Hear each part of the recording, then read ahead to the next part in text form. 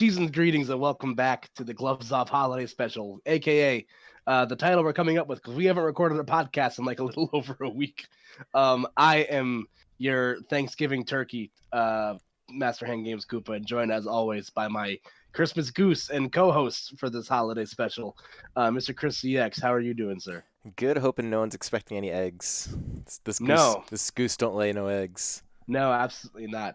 So let me read you first to the last person to wish you a happy Thanksgiving, and the first person to wish you a Merry Christmas. Yeah, we're ahead of the curve this year, and it feels pretty good because usually we're not ahead of the curve. Or I know I'm not, anyways. No, never. Then this weather has not done me any favors in regards to my holiday shopping, but that is neither here nor there. So, yeah, so it's going to be me and Chris this weekend.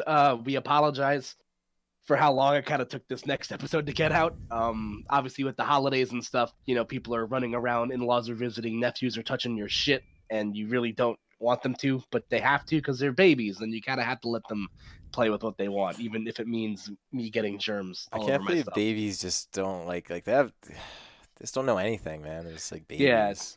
yeah, man. My nephew wanted to watch Home Alone, and then he peed on my chair, and then he just left. It's And like I'm like, like why would you do that, man? That was like so yeah, reckless. Like why would you're just gonna pee on my stuff like that? Like the nerve of some people. I know. Like it's truly incredible. But yeah, it's been a minute. I know you were.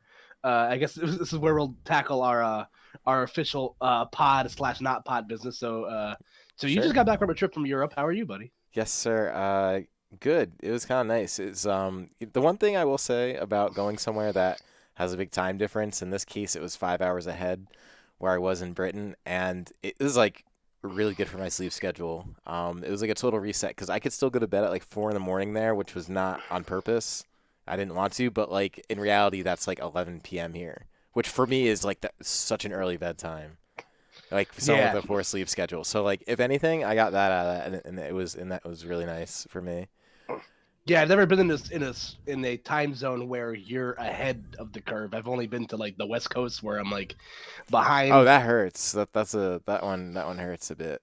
Yeah, it's not fun because like I get tired at like 11 o'clock or midnight, and then like I wake up at like 8 o'clock in the morning. So like my body just never really, my body doesn't really adjust well to like the extreme difference in time zones. I'm still trying to find a way to remedy that. I But don't. I mean, there's probably some ways. The one thing I will say though, and this is actually kind of a nice little segue into our big topic this week, which is going to be a discussion all around, I guess, Smash Twitter and just Twitter slash social media in general, because I was very well acquainted to the Twitter app while I was away because, all that time laying in bed, like kind of sleepless. I was like, well, I hmm guess I'll go on Twitter or or anything else that's around. So I got to see quite a bit, and I mean, we've done kind of Twitter stuff in the past, not a whole lot, but there was just so much this past week, and I was so overexposed to it just with all of the time I had trying to fall asleep, where I thought it would make for a good topic, because there was, I mean, Smash Twitter has become infamous for better or for worse, for just hmm being what it is, I guess. I don't know if you it's want a to. place. Yeah, it's a place. We live in a society type of situation. But Yeah, yeah, I'm gonna let you actually jump off from that. yeah. So I think this is a fun discussion to have because a lot of what's we haven't had there's about four tournaments or so we need to discuss in the time that we haven't done a podcast, and a couple of these has cruxes around like social media stuff that happened after the fact. Like I look at something like what the unfortunate circumstances of what happened at DreamHack which DreamHack Atlanta, where the Tweak versus Wrath stuff that went down. Oh yeah, it's been a I'm not while. gonna yeah I'm not gonna beat the dead horse just because that's already come and gone. Feel how you want to about that, but that kind of caused social media to turn into a tizzy. And then you look at something on a little bit more like I guess a whole hardiness side where James gets dared by Shulk and is tweeting mid set. How the fuck did that just kill me? which is which is That's what the which is people want, though. yeah, James tweeting mid set, why the fuck is Lilat legal? I'm just like, how do you have time to do this? Like, he definitely has these queued up for every like it. He definitely has them like queued up in his drafts, Just like he's just for like generic situations. speaking his mind. Yeah, it's like the autofill text. It just Yeah, like I'm on my way. Like, he just goes. It's just like one big long button that just says "Why is Lilat legal?" He just clicks it. yeah, Autofill. I yeah, mean, you love this. yeah, I don't know. That kind of stuff is fun, but as you mentioned, there was all the Wrath tweak stuff, which I don't know. For anyone who watches this podcast, it does. We're not. I do feel like it's a lot of like newer to the scene people who do miss stuff like that. But yeah, it was like a whole coaching thing and like with girlfriends involved. And the problem that it really took on Twitter was such extreme and hard opinions from two Hmm. sides and just basically just constant argument for until everyone decided they didn't care anymore. And we see that a lot, and it's no mystery because the Smash demographic, or yeah, basically, especially like the active kind, it's young. So Yeah, young people do this stuff. This is why people hate going to like public school or any school for that matter, is because you're basically at the whim of whatever social interactions you have that day, and there's a ton of people around you. So Twitter is just that beyond the actual physical being there. So it turns into like this kind of like weird kind of grudge matchy type place with varying opinions instead of just like yeah, I don't know. And it just becomes such like a detriment to progress when other stuff yeah, happens.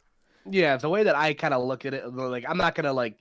Again, I already said that I'm not gonna like go into a debate on like what was right or what was wrong in a specific situation. I'm just kind of looking at this as a whole through the magnifying glass. Um, because a big thing, like I picture like these big social media outbursts, and unfortunately, like at least through Smash Twitter, like there's whenever there's discourse, like about it, like it's all people talk about for a couple days. So I just picture like if you're familiar with Coden and Kids Next Door, like it just feels like everybody just turns into the delightful children from down the lane, where it's like six kids just walking at once, and like yeah, I like remember that. Yeah. yeah, it kind of just like takes on its own thing, and then like you run into this uh it'll get quote tweeted by this person who's got a check mark, and then this person gets dogpiled and that person gets dogpiled, and it just turns into this whole like ugly situation until it either resolves itself, whether it be by the two parties coming to a conclusion. It's like, all right, I see it from your side, vice you see it from mine, we can move on from here. Or it just it festers for a bit, and then people just have to live with the consequences for a little bit. It kind of just like lingers in the room, like somebody like farts in an elevator or something. Like it's just kind of like I'm killing it with the metaphors today for sure. I'm on my A game. On the A game. Yeah. So the thing, the, I don't know.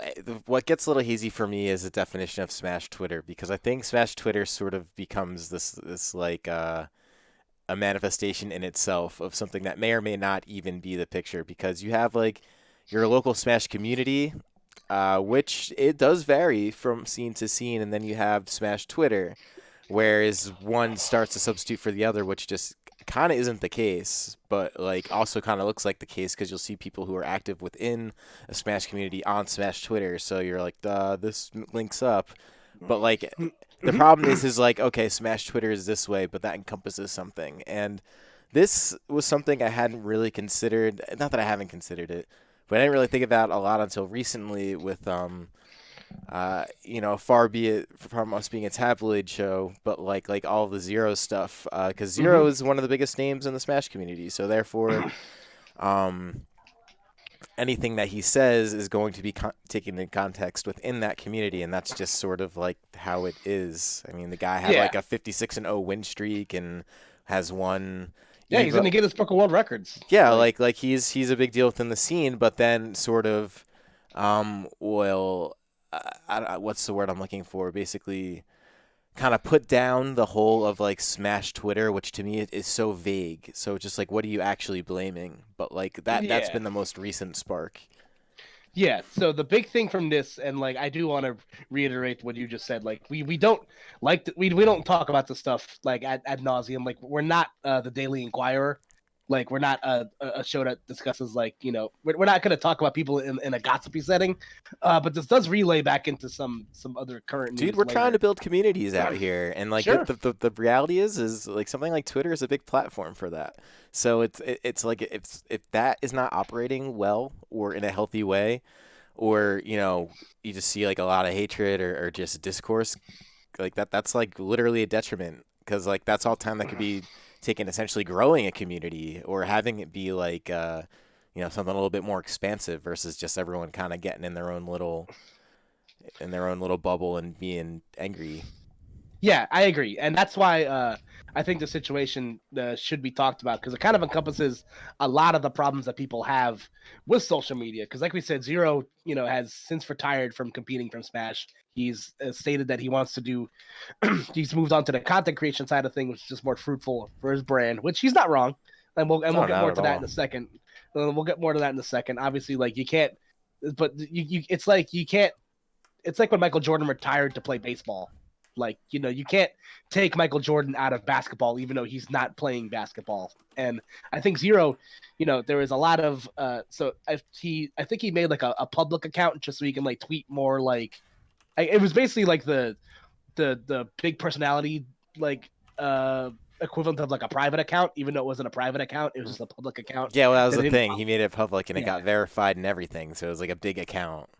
Yeah, and like Zero, Zero he was tweeting just a lot of like off the wall stuff. Like, I'm not gonna go into the details about it. Like, you can go look, you can find the screenshots for yourself. But he was just tweeting a lot of off brand stuff, and people were kind of like, I don't really know, I don't really, people react to what they see on social media. If someone sees something they don't like, the people will let you know about it. Like, Yep, so it's a good way to put it. that, yeah, that sparked the firestorm, and then what sparked the fire, what stoked the flames even hotter was that Zero decided to clap back at certain people, and then, he made a comment about like how he doesn't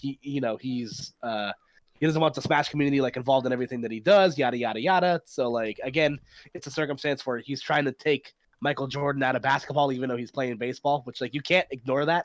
Like, it's like, you can, like, we already talked about at the top, a few seconds ago, but like, Zero's one of the most decorated Smash players of all time. Like, if you look at the Mount Rushmore of Smash, like, Zero's is on there. So you can't ignore that part of history, even though he might want to. And it definitely sparked a debate about a lot of pressing topics that people have about social media, about how, like, the echo chamber is not necessarily great, and it also sparked some really good discussion about, like, things like for better for worse, like therapy, and like other things about how Well, people that should, was the like, big topic. So the big one yeah. that really sparked the whole Zero kind of being a little reckless was what his opinions about therapy, which basically included. I'd rather just get the quote, but basically his therapy didn't work for him, and not only did it not work for him, he further goes on to say it's a waste of money and kind of whack, yada yada yada. Which in itself, kind of harmless. Is like, okay, bro, we get it. Therapy doesn't work for you, but then you kind of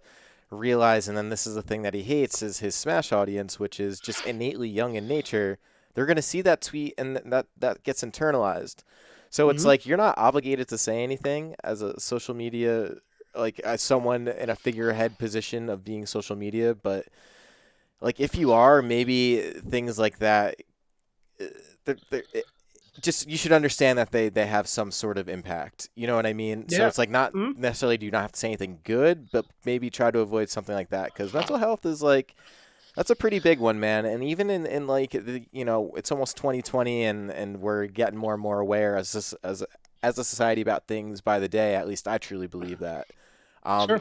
It doesn't. Mental health still does kind of go unnoticed and it's really easy so and especially someone like him who's just kind of actively saying like oh it doesn't work or I think I'm just messed up yada yada yada like that's stuff to like you kind of have to take serious because Yeah. if you're someone with like a big audience and you're kind of spreading that that reaches the wrong it's the same thing as like if someone says something really nice to you today how that could lead you to do something good today is the same thing as if someone says therapy is worthless if you're messed up if you're the wrong person you might hear that and it's like you might not Yeah. care, but realize that that's out there. Yeah, there is just a lot of like tone deafness to what happened there, and for better, for like, that's again a problem that you run into with social media.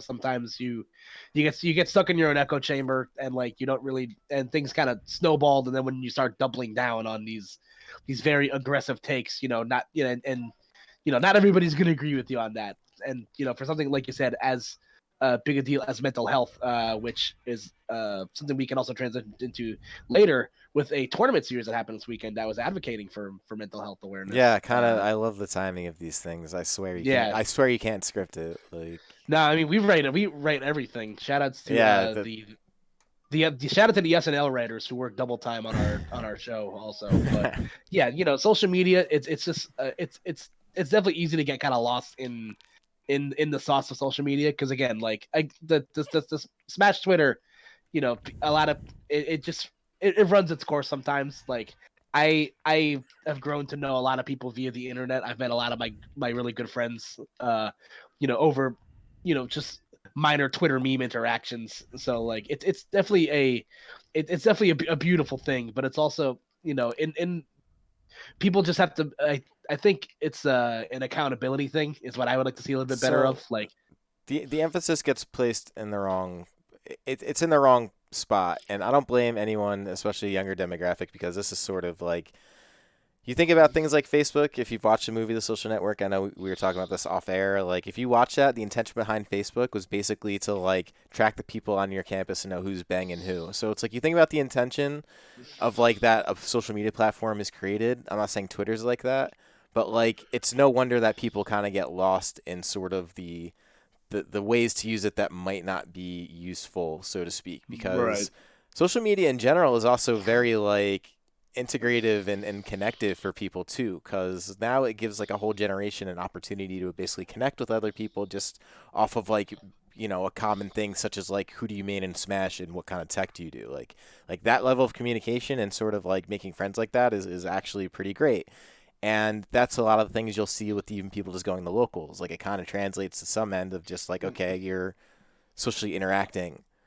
But Hmm. like then you start kind of throwing the whole of it under the bus, saying like, oh, this sector of people, aka Smash community, is bad. If maybe something you're doing is bad, like it's just like it's become such like a dump. But in reality, it's just like a kind of like the younger generation, man. Like it's Yeah, I know. Like it definitely becomes like there's a lot of blanket frustration that goes into like bad like Smash X community Y issues. And like, well, I understand like there's some stuff that needs to be like, better policed at tournaments, and I've said my piece on this like dozens of times, so I'm not gonna beat the dead horse here. But I agree. Like, as this generation's like, 10 years ago, going back to Facebook, like it was all Facebook. Like I didn't use Twitter, or Twitter didn't become a thing till like what, 2009, I think, yeah. Did or we? 2006. I don't So remember. yeah, I don't know. All I remember is you used to need a college ID, and only a few colleges were like approved, and then it kind of just exploded. But I don't even think we mentioned the fact that the zero streaming to Facebook thing, did we? Did we want to No, cover we that? didn't. I was gonna transition into that, but is there anything else you want to just touch on the Nah, social I media think stuff? I think we kind of got it, man. It's just like it's. I guess I just want to say don't value the things that typically validate people, because in the case of like I mean specifically even like zero, you can have something to say that might be an aggressive take. I liked how you said that. That's like a good way to put it. If you're being validated by numbers and other people see that, like don't weigh into that too much, man. I mean, you use social media to connect with like friends and sort of see the kind of feed that you want to see on a day to day by following the things that you want to give your attention to. Like, if you want extra followers, I think you got to ask yourself why. Like, what would you do with having extra followers? Like, if you're just like, oh, please get me to 800 followers, and it's like, well, why? Like, what can you do at 800 followers that you can't do now? And I think that's if something kind of people thought about, maybe they wouldn't put as much importance on it. But the reality is, people who get followers and are doing things, they're getting them because they're actually doing things. There are ways that you could like buy followers and stuff, but that's I don't That's know. money. Yeah, Why would that's you? it's It's holiday DLC. season. Why? Yeah. Yeah, exactly. Why are you gonna spend money on Twitter followers when you can buy, that girl reading this something special? Because You like, know what I what mean? does it do? Like everyone wants to have the platform to say something, but like, what are you trying to do? Like, are you trying to advocate for a cause, or you just want to advocate against a cause and just feel valid about it? Like, I always think about the motives as like super interesting for something like Twitter. Like, why do you want an Yeah. audience? Yeah, it's definitely a think tank for sure, and I agree with all the sentiments you echoed. Like, if you're gonna like, if you have a big presence, my only advice is just use it responsibly. Like, Yeah, I try otherwise, to, like, what do you use it for? yeah, yeah, exactly. I try, or you're just a meme account, which is fine. I like those, I say, but but yeah, those have a place because meme accounts make people feel better. For largely speaking, it's an avenue to humor, and humor is typically associated with good feelings, so exactly. that counts. Yeah, so my advice is like if you have like a relatively large presence, because like even 600, 700 people is like a lot of people, like Heck even yeah, 300 people is a lot of people. dude, like absolutely. so I think people need, I think more people don't understand, they have to just be a little bit more aware. Like if I do this, the backlash could be big, whether it be for me or that person. So I think there just needs to be like the Uncle Ben speech rings very heavily in my Hit him, mind hit here. him, hit him with it, hit him with it. uh I gotta go pick up milk with Aunt May. I'm sorry. I meant with great power comes great responsibility. Dude, So it's true. It's so true. And the thing is like I just think like if unless you're using a big following for a cause, I don't see a reason to have a big following because the number one thing about social media is being social. So socialize with the people you got and like live a life that's happy. yeah, That's my takeaway. shout out to Jesse Eisenberg and Justin Timberlake for sure for reminding us. We should. I can't wait for the Gloves Off Film of the Year podcast or Film of the Decade podcast Maybe one because day, man. Maybe one yeah, day. yeah. Shout outs to the best movie of the last decade, Paddington 2. Um, Yeah, yeah, but moving right along, transitioning smoothly into Facebook. By the way, if you haven't seen The Social Network, I do highly recommend watching it. It's a fantastic Same, movie. worth your time. Yeah. So we were gonna record this. We were gonna record this like three separate times, but like we said, holidays kind of getting in our way. And it's funny how it all kind of works out in the end, Chris, because we do have a news story to talk about today in regards to both Zero and social media. So Zero, the next big high profile, at least personality, to switch streaming platforms from Twitch, and it will now be streaming exclusively on Facebook. Yeah, so this one is interesting to me because I did not realize that Facebook was actively looking to drive their streaming services. While it makes a ton of sense, I didn't think they were going to try and do it specifically for gaming, but I mean, hey, why not? There's a big part of the population that still lives their lives day to day on Facebook, and if you're Zero, this is money, man. Because if they're bringing you in just to like try and like pilot an account, that you said it earlier to me, that's corporate money, man. That there might be some kind of salary there. I know Facebook streaming is not like Twitch probably, where you're counting on donations, subs, at least not to start. So they probably got him there just to build this thing. He's got the social media attention. Doesn't have to be good or bad. They just need Mm-hmm. a body there basically to drive in some traffic. Yeah, so I think there's an ESPN esports article that kind of breaks this down nicely because Zero in regards to like Twitch numbers isn't like it's not as big as a deal as as Ninja, moving from Twitch to Mixer. Oh yeah, Like nowhere near. yeah, I know there's a couple of other people who switched. There's names that I'm forgetting and I apologize. Yeah, this Wow, this is like crazy. This does have an ESPN story.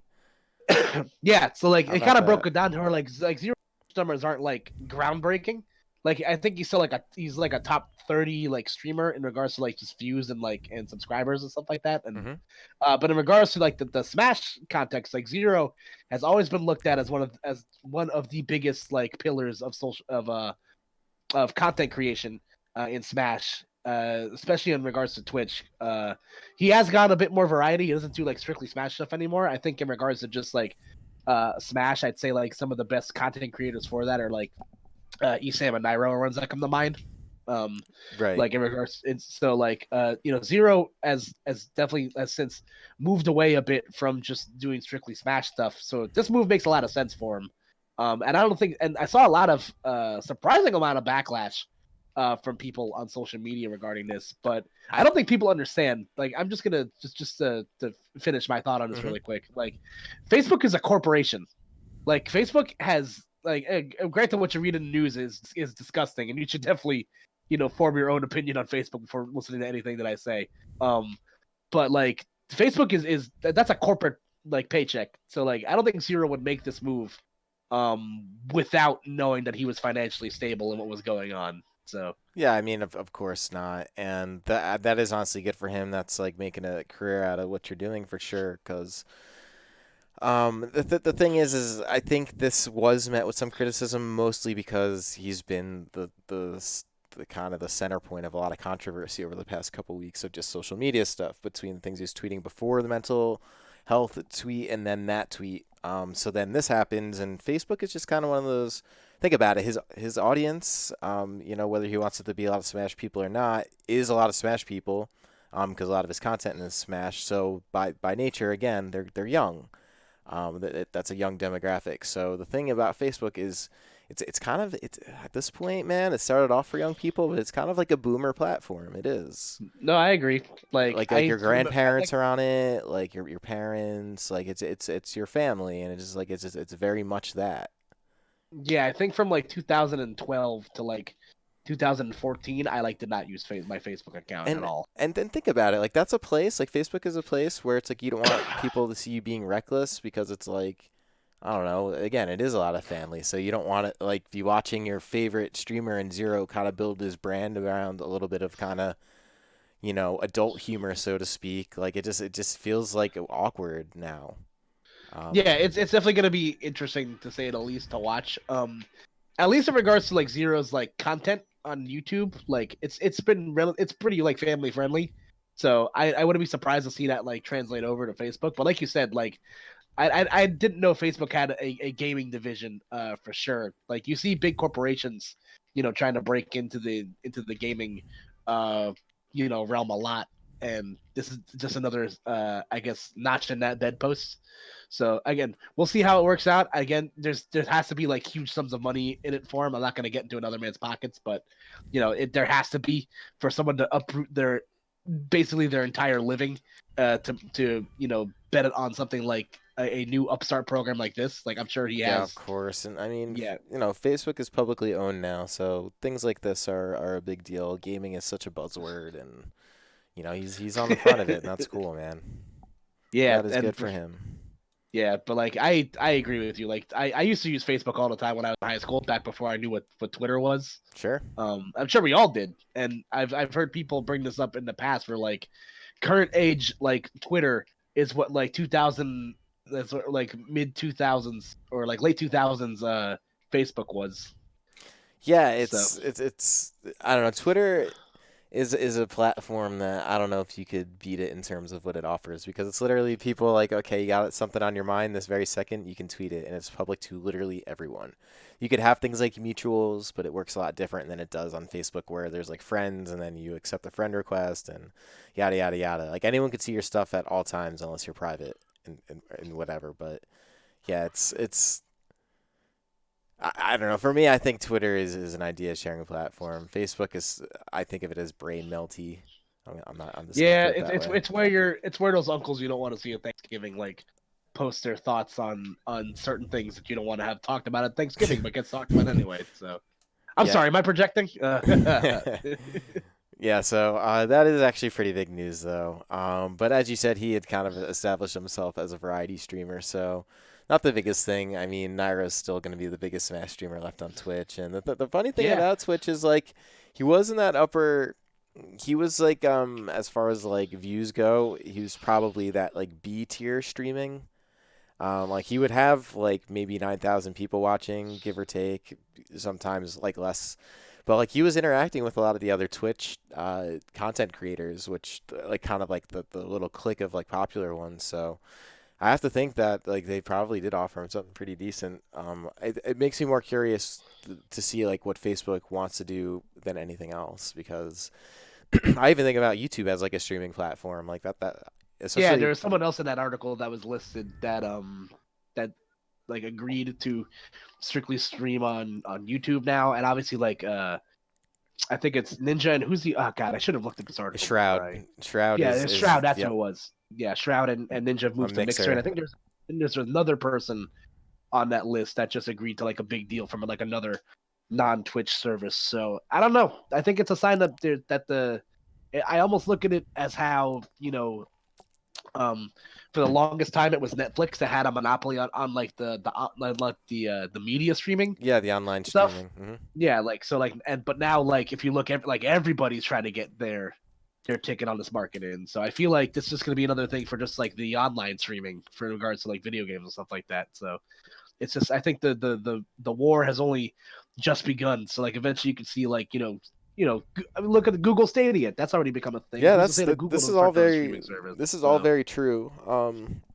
And who knows what's gonna happen with like free internet and not free internet moving forward, and what things are services. Like this is like a very interesting time to be alive, and that's the kind of stuff I wish was more kind of talked about and interested in things like Smash Twitter, because I think that's possible, man. I swear people just don't know like what to do, so they get caught up in drama. But anyways, this is probably a good yeah, time to get into some tournaments because we have missed a few, and there's actually some interesting news. I don't want to go out of order here, but I was almost gonna. I didn't want to sensationalize Melee or Leffen, but Leffen did win a tournament and then is mad now because it's not PGR or wasn't yeah, PGR. Like yeah. so, That's there's just been some things going on. yeah. So I'm gonna go in order of what has Do it. happened since you haven't been here. So in the past since the last time we did a podcast, which was I believe the weekend before, a couple of days before Pokemon came out. So my God, it's been like almost 2 weeks. Yeah. Shit. Woo! Happy holidays, everybody. So in order, we had DreamHack Atlanta, and then we Yes. had the Players Ball that following weekend, and then it was This past I'm trying to- weekend that we just saw, let's like Play with Heart and yeah, this past and DreamHack Winter yes. in Europe. And there might be something else sprinkled in there that I'm forgetting, but at least like out of the major I think that like that's big story. yeah, the big story stuff. There was a couple Japanese things. I think Umabora happened as well. Yes, you're probably right. And on maybe something else in Europe. I sort of forget. that. Yeah, so I'm gonna touch on whenever the. Let me just pull up the results really quick from here from DreamHack. Yeah, so this is Atlanta. we talked about this really briefly. This was the tournament we had mentioned. There was all the Wrath Sonic player and Tweak drama with the coaching. So this is going back to then, and I'm trying to think. Yeah, I don't remember who won that tournament. It's a shame that was the main thing, the main takeaway. I believe that was won by Mars. So let me just pull up the results just to play it safe. Yeah, I got it right here. So there was a tournament that happened that weekend. The top three was Mars, Sam Sora, and DeBuzz. So DeBuzz continuing this again. Just gonna quickly touch on this stuff. Obviously, DeBuzz continuing to place well. Mars trying to starting to get back into the better side of winning stuff. So that's a big thing. Also, the New England Invitational happened. I think that was another thing. No, that we covered that in the talk episode about that. before. That's right. Yeah. It's God. It's all starting to blend together. Yeah, yeah, fourth this place end of the year for sure. Yeah, fourth place went to Dark Wizzy. Dark Wizzy continuing to put together a really, really good season. Cosmos and Light getting fifth place. Goblin and Wrath finishing out at seventh, tied respectively. Goblin, someone whose stock is like super on the rise. He had another win on Tweak this season, so I wouldn't be surprised to see him. Or he had another win on Tweak at this tournament, so I wouldn't be surprised to see Goblin like in my opinion, I think he's a top 20 player results wise. So I think he's number 39 currently. So I wouldn't be surprised to see him rise up in the ranks. And so that takes care of that. And then that same weekend, you're right, Umabura happened where Zachary won it over Ken. So which makes me very happy because Ken continues to drink the sauce of Sonic, and I still have no idea how he does it. I need to know what sort of a fabric software he's using. There has to be something that he's doing differently than everybody. Then third place, finishing out that is Raito. A bunch of other, notable Japanese players you see in the top four, being T getting fourth place with Link, Shuton and Level 1, who I think is the big story for this tournament, a Toon Link player, getting fifth place, and then Niatono and Kuro, Pichu and Zero Samus respectively, as you see right there. And a lot of these Japanese tournaments are usually bloodbathy, and this one was no exception. I think Proto Bantam got like a billionth place at this weekend at this tournament. Yeah, so. which is nuts because he's so good. And I'm just looking at the character variety across Japan is something to be.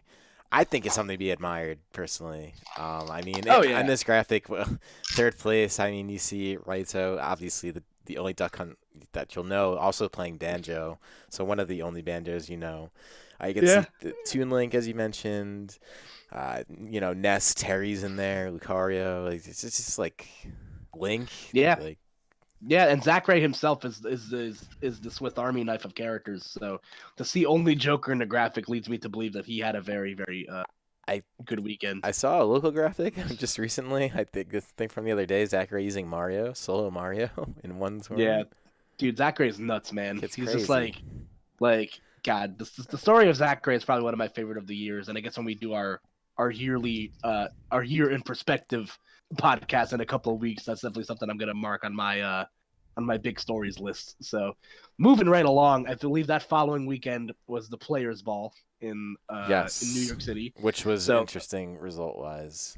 yeah, interesting result wise. I don't know if you've ever been to this venue before, Chris. It's a beautiful venue. Yeah, Uh, I'm familiar from a lot of the pictures and just the what I've been told about it. yeah, beautiful space. It's got a bar with like some. The food's a little expensive, but the quality of food you're getting is actually pretty good for like bar standards. So I will never not put spicy mayo on my fries now. It's changed me forever. It's fantastic. So the event was a lot of fun. Open source is a really really nice looking venue. Results wise, obviously, it's going to look a little loaded. Unfortunately, a lot of players DQ'd, and so the tournament went from a B tier to a C tier. But you see the results right there with New York being defended by their own house in top three, with the Buzz, Nixie, and Venia respectively. But the big story this weekend, Hmm. of that tournament was obviously Biddy. Biddy, popping off to fourth place here. He did get I mean, I guess in retrospect, he did get the upset bracket, kind of sorta, because I think he had Suarez and who Let's was see, somebody else. Biddy, he had to fight Kofi, which is actually a good win. I mean, Kofi's Yeah, good. that was a fun set to watch because Kofi went like three different characters. And then So Roxas, very who good. upset Mr. E? Yep, who upset Mr. E. He's a Joker from New Jersey. And then you have, Suarez, which that's a big one, man. Suarez plays Yoshi. Yoshi is not traditionally a fun character to play against. Yeah, And he is probably the best one that there is at the moment. yeah, and Um, Suarez beat Leon, so that's yeah, you that's know. big right there, man. Yeah, so Biddy he definitely did what you do in those circumstances where like you just take advantage of the opportunities given to you. Like I mean I'm sure I wouldn't be so surprised if Biddy beat Mystery or Leon also, No, just because I I know he's beat wouldn't. Leon in the past. So Biddy's been playing really well recently, and he's been the picture of consistency. And yeah, he even beat Jewel in losers quarterfinals. That's like another big win. hmm And it's funny. It's like the unlikely story of you see a few players in here, PGR level players at that in this bracket, with the likes of Rivers, Leon, Wishes. I know Wishes did go exclusively Ice Climbers. I think he went Joker for one game against Ray, but lost the set. So Okay, so right. So either way, you just what you would expect to see the representation of New Jersey, because this is primarily New Jersey, New York, just wasn't really in the top eight present wise. And it is funny though. I was thinking about a tournament out of your territory. This was like in the heart of New York, in like a brand new New York venue with like house stream. Like I believe in them that stuff makes a difference personally. sure, and everybody dressed really nice too. So Yeah, that's right. It unfortunately, was a yeah, fancy. unfortunately the one guy that won the like underdressed the hardest. So Yeah, you DeBuzz really just you, wore his esports jersey. you I really do hate to see it. yeah, talk about the whole spirit of the entire like yeah. Yeah. Anyways, Yeah, so good on Biddy, and again, invitationals are fun to watch. The tournament was dope, but I highly recommend watching those VODs when you get a chance because it was quite the spectacle. So yeah. that So brings us. So I think that brings us to this weekend as we take a look at some of the fun yeah, I stuff just here. wanted to. I was looking at grand finals as you see like Nixie kind of wearing something nice shoes, and you just see DeBuzz oh in yeah, his liquid team liquid jersey. That's it. yeah. I gotta say, like some people, I'm very proud of everybody who dressed in the nines. You know, Nick looked really good. He brought his girlfriend with him, so that was fun to watch. I got to give props to my man Straw Hat, who wore a fedora over his straw hat. Yeah, that's amazing. I which is love that that's Straw the Hat, man. yeah, I'm a big fan. Big, big That's my dude fan. right there. Mhm. And now I will admit to the public that I wore jeans that weekend, so I'm sorry. I was wearing these Blasphemy. I was wearing these like tan like slacks that I have that like look like they're like not denim, but they are denim. So So this is funny. I'm going specifically to this VOD before we get off the topic because I feel like Jewel looks like like FBI or CIA, and Jack looks like a magician. Oh, I'm going back to it. CIA and Jack's a magician. Look, they both look great though. I didn't realize Jack. I wonder if he owns that tux. Yeah, that's a good look. I'm a big fan of the wings for the collar. Sure. I wore that when I went to prom in high school, and I've been a big fan of that look ever since. And I gotta say, I'm very impressed with everybody that dressed up because everybody looked really good. Like Justin wore a tie bar. That's awesome. Like Yeah, people man. nobody wears tie bars You mean the anymore. thing that keep it to your shirt, right? Yeah, Yeah, those are yeah, great. that's clutch. Very I'm a undervalued fan of piece it. of dress attire. But so after that, then that brings us to this weekend, right? So that was Play with Correct. Heart, which was in Canada. I don't know where, but somewhere It west. was in British Columbia. Okay, yeah. So I think it was in Vancouver? Question mark. yeah. Just smash wiki. Let's see here. I'm just gonna get the bracket real quick, but this one was oddly like a very entertainment tournament to watch because like it's sort of like I feel like this was a little under the radar event, but it had like a lot of really good players in it. I had the likes of Dark Wizzy, Nico Rivers, Pandarian, Mr. E, Lemon, Captain L. Yes. I know Captain L Okay. isn't huge in this game yet, but is notable. IMO. Yep. So okay, so it took place this weekend in Vancouver, British Columbia. I think it was at the University of Vancouver or something. Yeah, yeah, it's a University of British Columbia in And Vancouver. what Uh, was the charity for? Because this was a charity event so specifically. the they were raising money for the Canadian Mental Health Association, and they raised over $12,000 or Yeah, I so. saw that 12,000 change. That's like a lot of money. Yeah, and that's awesome, man. Like you love, we talked about this earlier, where like mental health is definitely a topic that gets kind of underplayed in the media and should be talked about more and should be taken more seriously. And it's really great to see people get together for a great cause like this. Like I think I love to see tournaments get together for charitable purposes. And that being said, this event is a B tier in regards to like who showed up PGR wise, featuring our boy Rivers, who fought his way to a second place finish, losing to Nico. Nico is, again, if you're not familiar with Nico, you're probably not watching enough West Coast tournaments because Shulk is something. Yeah, he's a cheater, Shulk. but like Nico's very impressive though. Yeah, Nico's come to our region before too, and he's done exceptionally well. And so he won the tournament over James or Rivers, however you choose to digest that person. And third place going to an upstart 14-year-old player. Ouch. Yeah, the kind of like Or a never mind. No, never mind. That was Pandaria. But fourth place went to Ouch. Got him. yeah, kind of like a big story of this tournament. A lot no one kind of knew who he was, and he comes out and he's a really really great Wolf player. Yeah, I think he's like six in British Columbia or something like that. He plays Wolf and Roy. Went primarily Wolf, but he netted wins on Dark Wizzy. He netted wins on. Let me grab him. Let me see. You got the bracket in front of you. Yeah, this is it right here. I know there's somebody else that he beat. That was like a big deal. Yeah, so I mean, let's see. He's got Uber, Mata, Jonah Vision, Big D. Yeah, Oh, Big D is yeah, he pretty beat Big good. D. He beat Dark Wizzy. He beat Lemon. So he definitely went on a tear. And Pandarian finishing out at third place, like I mentioned. Pokemon Trainer, who also got his wins. He got wins on Mr. And Dark Wizzy too. And what were some really, really clutch sets. So Pandarian definitely making his case to get on the PGR. I actually assumed that he already was, but I didn't Yeah, realize I it until remember somebody told me that he wasn't. he was. Yeah, it's kind of tricky though because Pandarian is very good. Very very good Pokemon trainer, and I would say I mean, Tweak's not really Pokemon Trainer main anymore. He might be the best one right now. I mean, I guess Leffen is out here winning tournaments, which we could kind of talk about now, but he's not even playing Pokemon Trainer anymore, really, is he? Nah, well, Well, he he played a is, lot of because, Trainer this yeah, he weekend. So. did, but I know he was trying to do the Terry thing, and then that didn't work out, and yeah, but Yeah, either way, so debatably Pandarian, my point was being probably the best Pokemon Trainer right now, which I don't think is too, because Wishes doesn't play the character, and yeah, for sure. And he's definitely making his case to be known as like, in my opinion, he's still one of the most slept on players, just because he kind of comes from an obscure region of the country. Like the Pacific Northwest isn't what you think of when it comes to like, yeah, you know, where exactly is Pandarian from? I believe he's from Washington. Okay.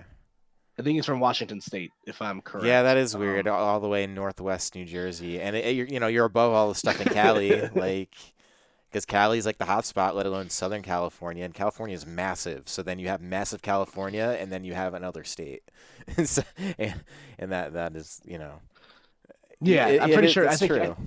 yeah, I think he's from the north. I should just triple check that because I want to get that. It's a big country, man. I just want to make sure I got. Yeah, Kirkland, Washington. So Yeah, that is something. But yeah. Speaking of Pokemon trainers, yeah, DreamHack Atlanta. Or I'm sorry, or European. DreamHack Yeah, Winter. Winter in Europe. Yeah, so believe it or not, DreamHack actually originated as a winter tournament, or it actually originated strictly as a European circuit tournament, and only recently did it adopt Smash and thus move over to the states. So this I think this is like the OG DreamHack, or at least one of them. So yeah, this was an interesting weekend with Leffen coming out on top over Mr. R. I believe this is one of the largest tournaments ever in Sweden, entrance wise, and also had like a $2,500 pop bonus or something. So a Yeah, lot of bread. That was one here for sure. but the thing is this event ended up not counting for PGR, which ended up being a big topic from Leffen after Leffen won it and didn't give a shit about it, which is ironic that now he cares about the PGR ranking. Ha.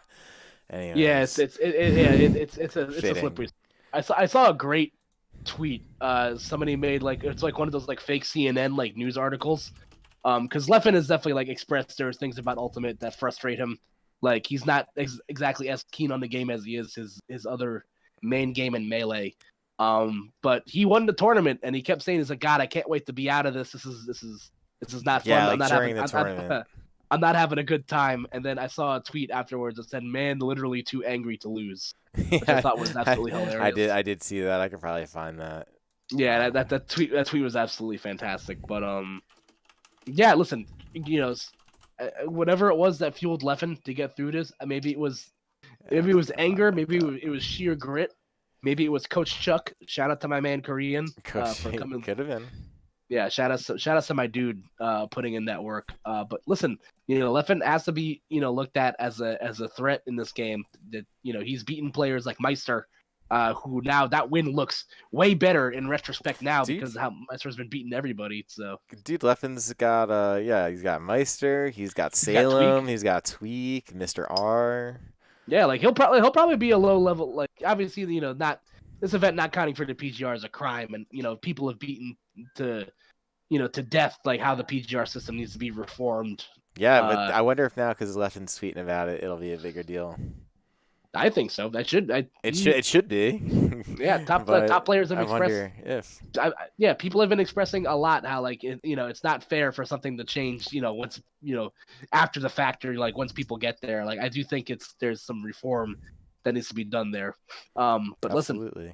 credit to him. There's a lot of really really good players here. Mr. R is someone whose stock has been on the rise, and he's also like a staple of like of Smash tournaments, and he usually runs amok, and he's like doesn't usually and because of how balanced the game is, you've seen him kind of lose to guys like Gluttony and among other players who are really really good. So the Europe is low key a really really good scene, and Yeah, I'm glad that they are at least getting the circuit opportunity to showcase that better. and I would like to point out Armada. Obviously another former melee, or I guess if you're a melee god, you're never not a melee god, even if you don't play the game. But yeah, melee god Armada also coming in at fifth. Very Yeah, notable. dude. Yeah, and like honestly, Armada is like when I think of Armada, I think of the memes that have Batman prep time.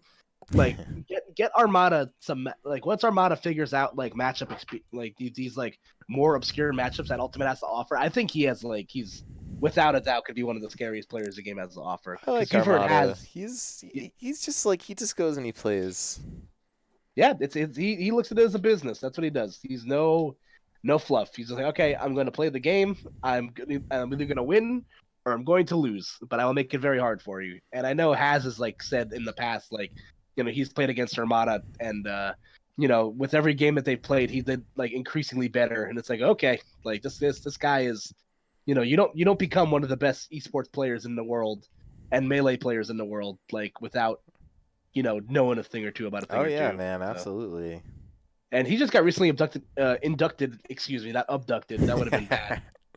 Into the esports Hall of Fame. So Yeah, congrats to him for that. That's which I believe he had. I think the ceremony for that was like the weekend of Summit or something. So like it was the weekend of some tournament that he did not go to because he wanted to attend the tournament. So that's a dedication to the grind for sure. yeah. Armada's great, man. Yeah, I'm a big fan. So the more he plays Ultimate, the more I'm excited to watch. So Are those? Is that it? Is that the long short of the tournaments over the past couple weeks? I feel like it might be that's it. it. Yeah, there isn't really a lot of other. Uh, I'm sure there's some other stuff that I've missed. There are a lot of tournaments that happen All right. throughout the year, Well. but So while I was away, we were talking about earlier, and I was on Twitter. I did get to see a ton about Pokemon. I unfortunately have not played it yet, but I know you are currently playing through it. yes, I I just beat the main game last Okay. night. Yeah, So cause I've heard a lot of this game is not good, and it started off with like pixel art, and then I see wow, this game is great. So what's the deal? so my professional opinion is that this game is very fun. Great. Yeah, so the long answer is, obviously, like Pokemon, there's a lot of backlash from people just for like, various things like, the Dexit people were not very upset. These weird trolls that just complain about a lot of like mundane stuff, like weren't really like, they were kind of bashing the game without giving it a shot, and it kind of became like the easy joke on social media. But after playing through the game myself, which you should do before you form an opinion on anything instead of just agreeing with the masses, Mm-hmm. um, the game's absolutely fantastic. Like Pokemon for me is like getting chicken fingers in a diner. Like it's not flashy, it's not gonna blow my mind, but it hits a spot that's like really really comfortable and like it makes me feel good.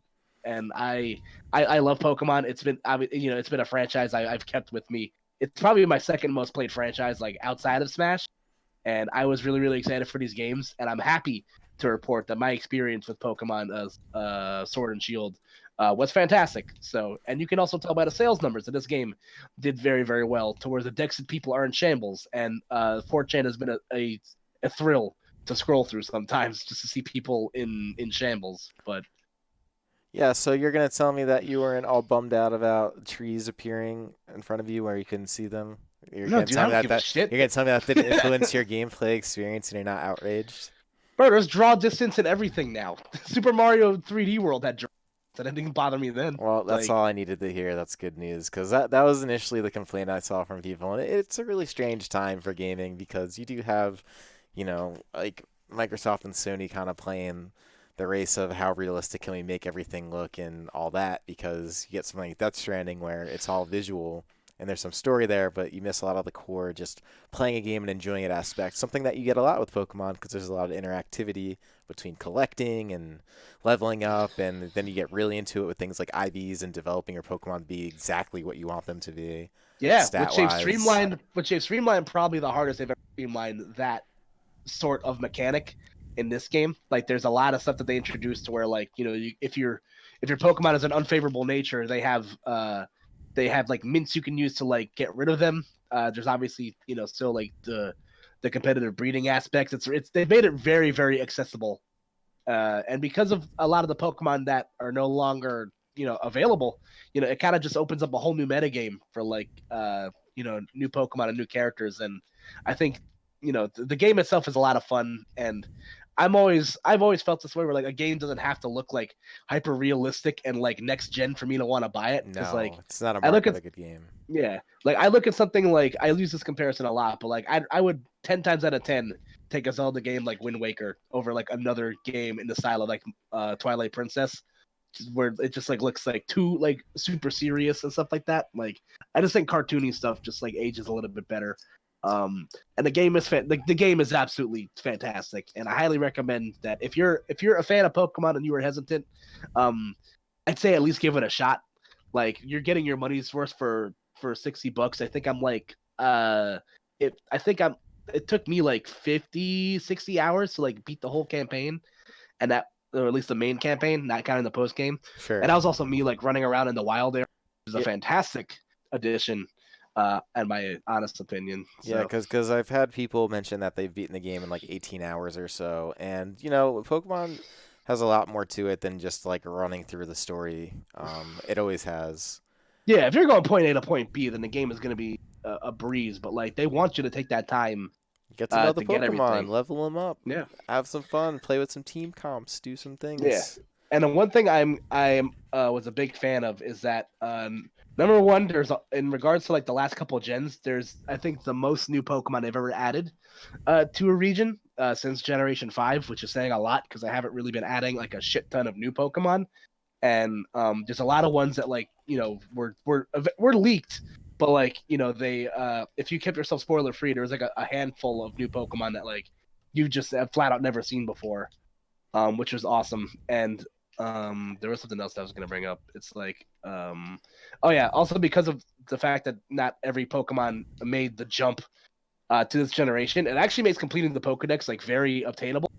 Like they've made it to where like with some help from like people with version exclusives, like you can easily complete the Pokedex in this game. And I've seen multiple I like people. that. That's nice. Yeah, yeah. I haven't completed a Pokedex like ever. Yeah. That's just that's not my mo when I play Pokemon. But like I'm actually like legitimately gonna try to do Yeah, that. like having to go to GameStop at like this point during the week just to get the special whatever they're giving away. Do you remember when they used to do that?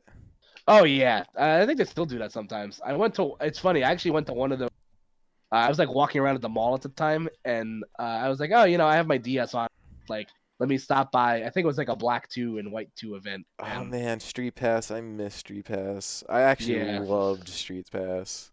yeah. So I actually it was like a shiny legendary like exclusive event, and I went to this GameStop in my wall to go see if they did it, and they're like, oh, we actually don't have Wi-Fi here, so like we actually Oh can't do the event. I'm God. just like, you jerks. Yeah, what are you eating good for then?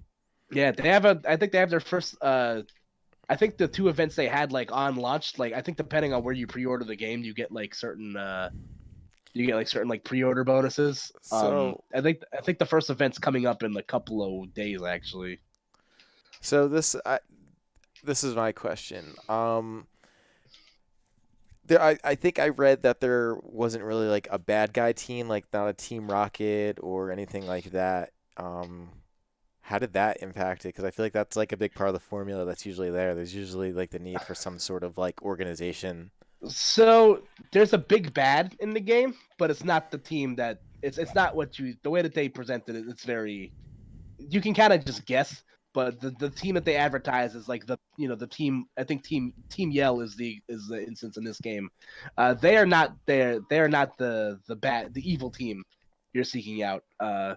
If there's a great tweet from I think it's GP from Europe, who's like one of the big TOs, or was one of the big TOs over there. But basically, he summed up Team Yell as like a Liverpool stance. Like if you're familiar Yeah. with the English Premier League. So basically, Team Yell is just like the fan club for one of the characters in the game, and they just kind of like cheer her on all the time, and you just periodically battle them. But there is a big bad in the team, and honestly, like Pokemon evil teams haven't been interesting since like Generation 4. So like I can't really say I'm like I'd say Generation 5 too, just because Team Plasma was at least like trying to be evil and bad, but Cyrus is like the big bad when I think of like evil Pokemon teams. Right. But like again, it doesn't really make it for, like affect me that much because like Pokemon story is like it's gonna be hit or miss, and I know I don't personally play Pokemon for the story, so Yeah, well, most people don't.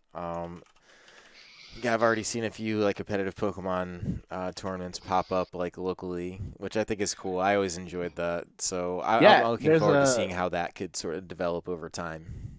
yeah, I'm definitely excited because like there's been a lot of people that I know that have been trying to like breed teams for like whether it be VGC or like OU stuff, and I'm definitely trying to get my feet wet with stuff like that because I've never actually done that before.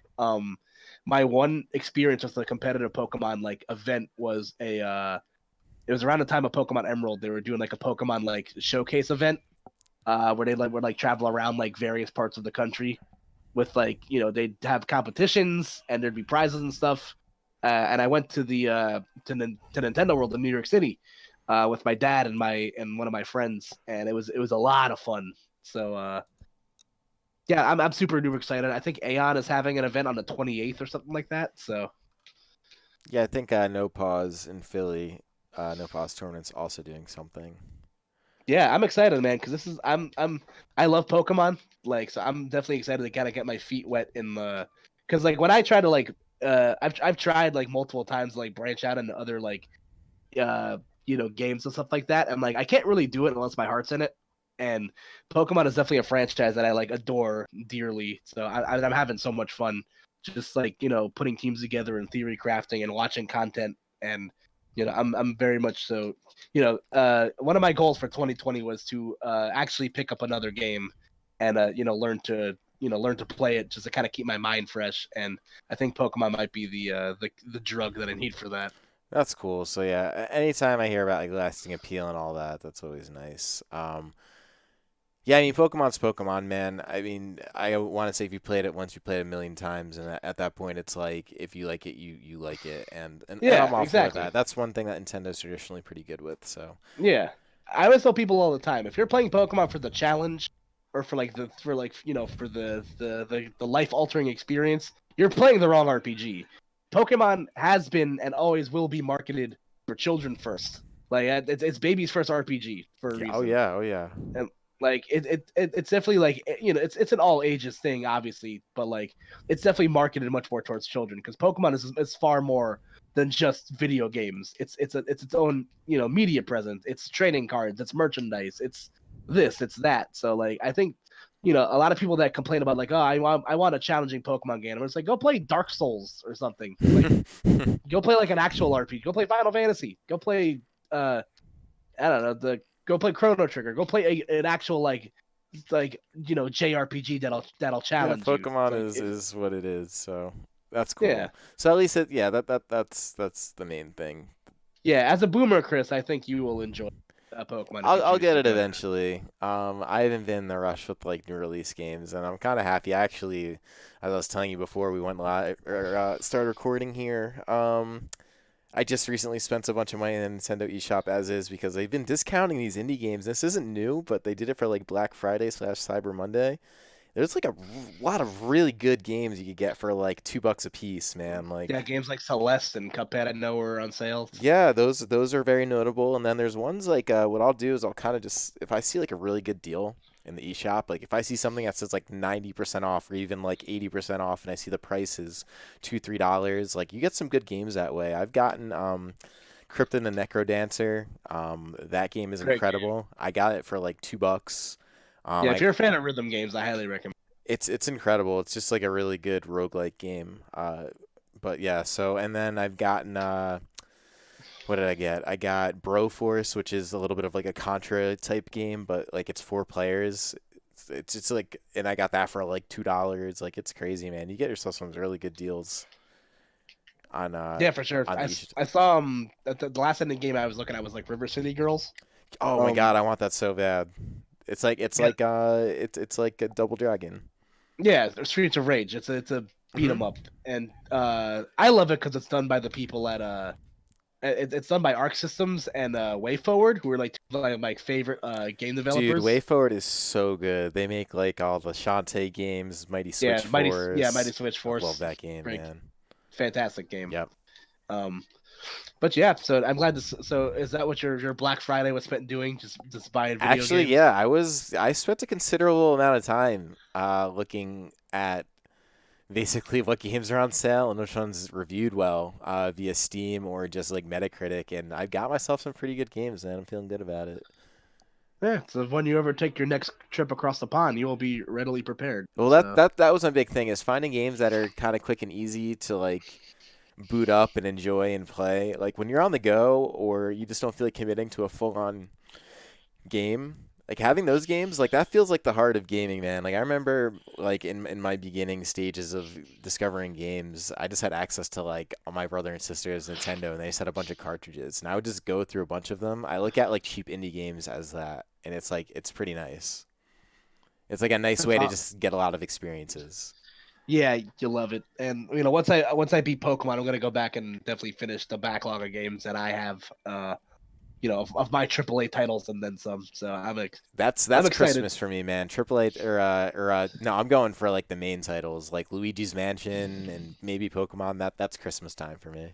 Yeah, Luigi's Mansion is dope, and I can't wait to go back and finish that after I get my fix of Pokemon. So yes, I think that pretty much covers everything that happened in the last 10 days or so. So Yeah, that was it's pretty good sum of everything without being too much in my opinion. Because there was yeah, just like a lot of extra stuff this week, and that was the bulk of it. There wasn't really anything like this is kind of a weird lull in the year. I feel like all of like the real Smash stuff is in hibernation at this point throughout with all the snow and everything. yeah. There's what's it called? There's Congo Saga happening this weekend, so that's gonna be like I think the last big event of the year. Yeah, it's a 2GG Um, one for anyone unaware. So West Coast. yeah, and I know Biddy's gonna be going to that.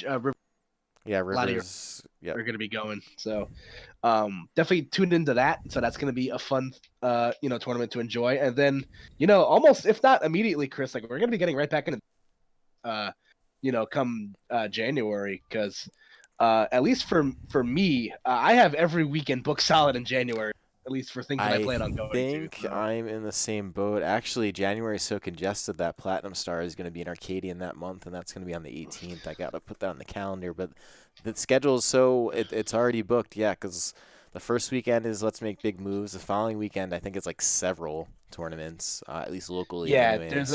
I know there may or may not be an event in Massachusetts that I might be going to, and then the week after that is Glitch, and then the week after that is Genesis.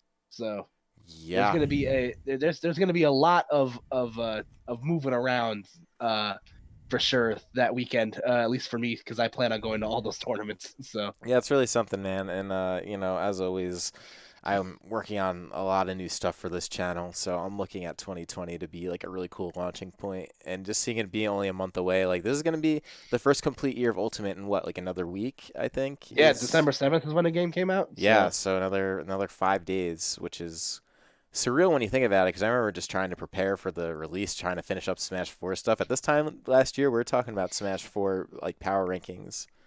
ugh. Yeah, I know. It's crazy because Yeah, and not to mention we also have the Game Awards coming up. Actually, be the landing spot for what DLC number 5 is gonna. well, yeah, that's where Joker was announced. That was Yeah, the night of our of our last PR for Smash 4. I remember that. yeah.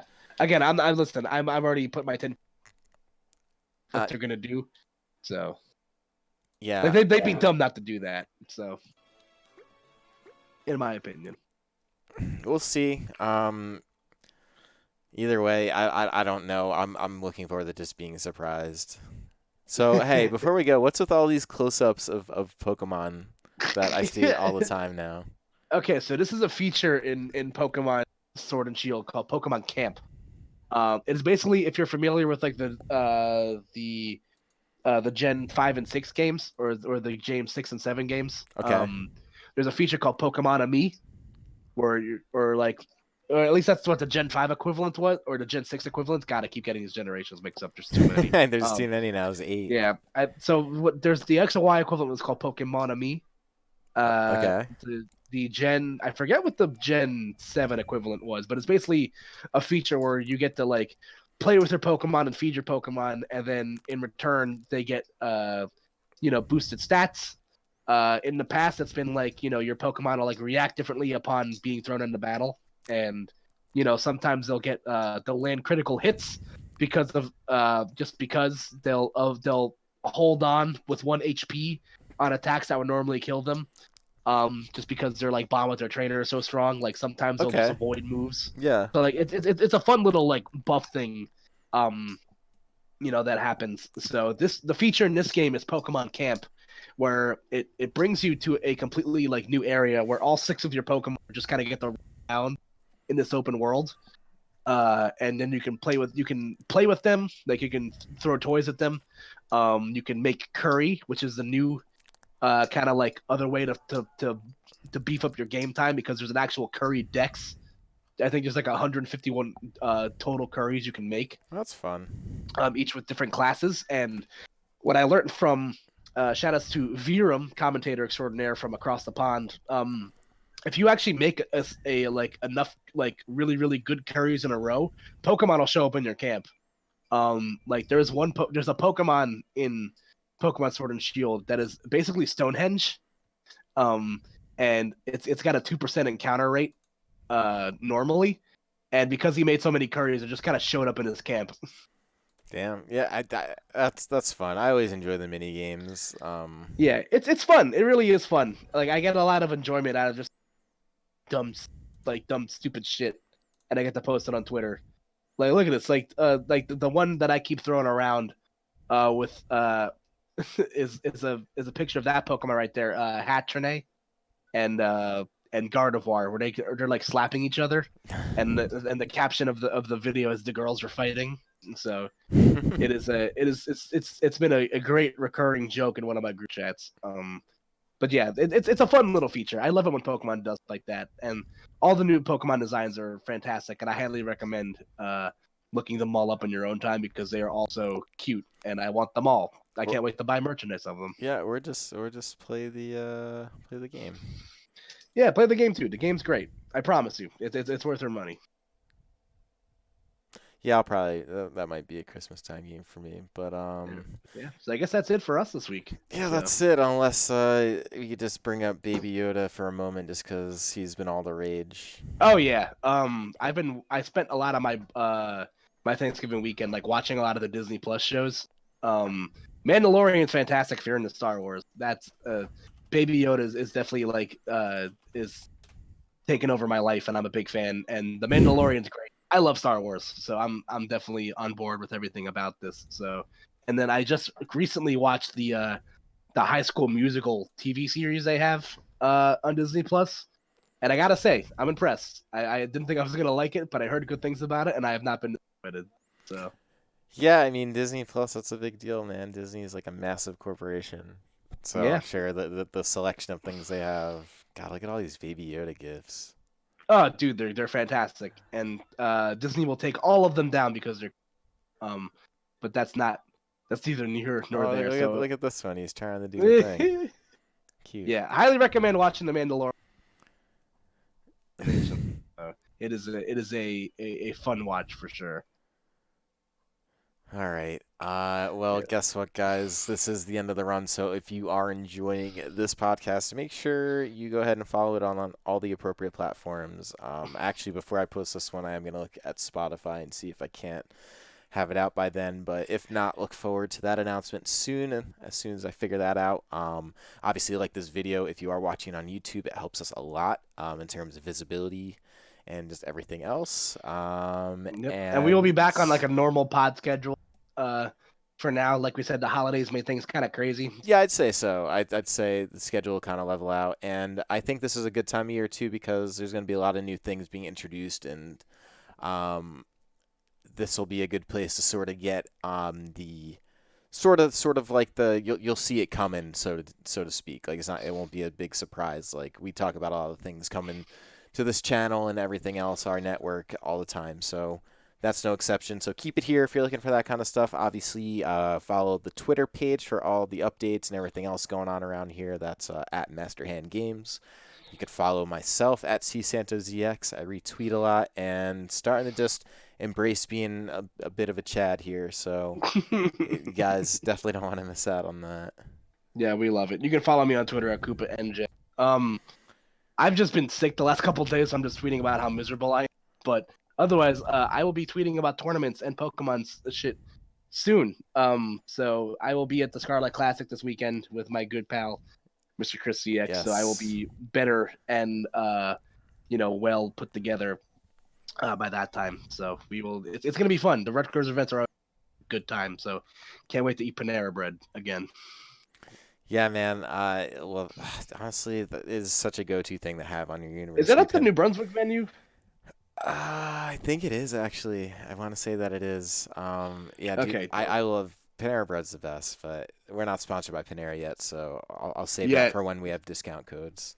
We're working on it. Panera, hit me up. Yeah, hit up your boy. But all right, Yeah. guys, thanks for watching, and we will see you on the next episode. See you next time.